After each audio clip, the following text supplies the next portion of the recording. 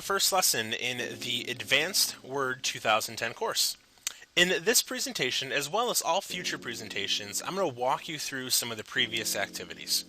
So what we're going to do is begin by doing a review of the first couple of readings you completed on how to add in, update, and delete a table of contents in your Word document.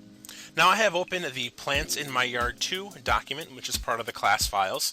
It'll be a file which we'll go through in the next exercise as well.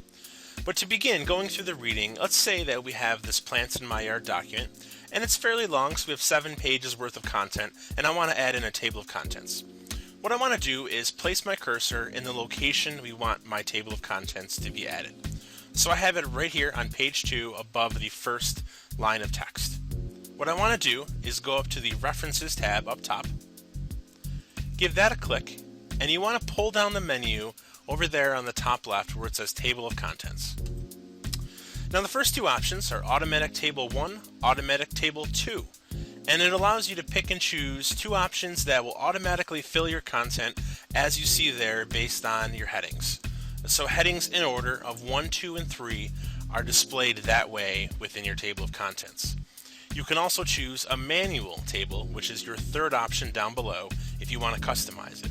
Most likely than not, you might want to choose just one of the automatic tables. Let's choose table 1 as an example. Now you can see I've added it into my document.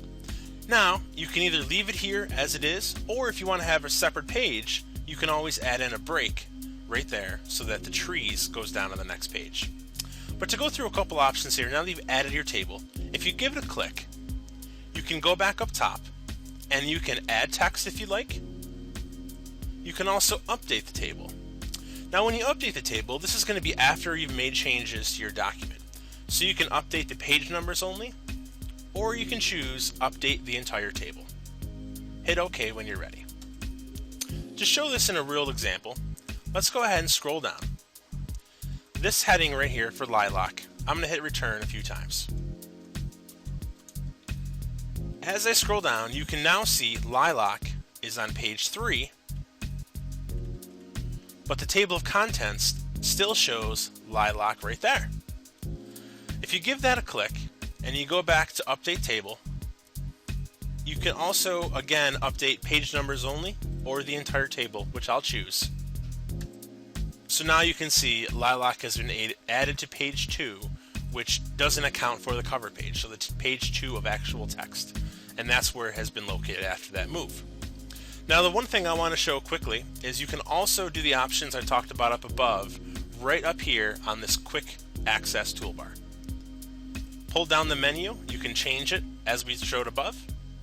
You could also click here and update the table of contents that way. Now the one thing you can also do is delete your table of contents as needed. Pull this down, and all the way on the bottom is going to be your Remove Table of Contents feature. Once I gave that a click, you can now see that it's disappeared from your document. Now those are the ways you can add, update, and delete a table of contents. Up next, what we're going to do is go through an exercise getting you working in this Plants in My Yard doc, adding in your own table of contents, and then I'll review the solution to that exercise in the presentation following.